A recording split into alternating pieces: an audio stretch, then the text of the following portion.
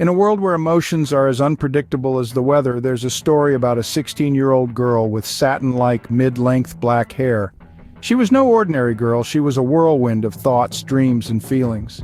Every day she would step onto the school bus, her heart pounding in her chest. There, amidst the everyday noise of chattering students, she would see him. A 15-year-old boy, his hair a light brown shade that shone under the morning sun, cut short in a style that was all his own. Beside him, a tiny girl with hair as black as the night sky, her eyes filled with the innocence of youth. She was a constant presence, a silent observer to the unfolding tale of unspoken words and hidden feelings. One day, as the winter snow started to fall, the girl with the mid-length black hair decided to take a leap of faith. She gathered her courage, her heart racing as she walked down the aisle of the bus.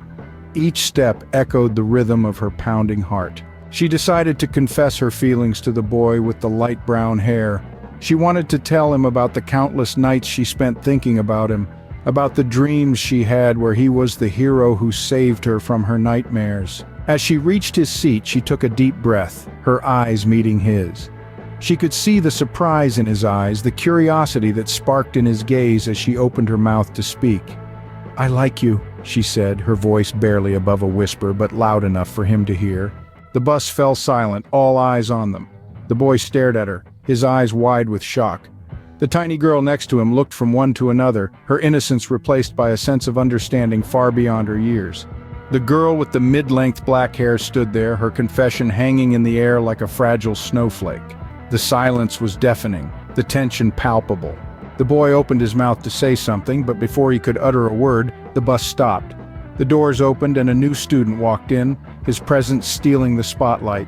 Who was this new student, and what role would he play in this intricate web of emotions? What was the boy with the light brown hair about to say?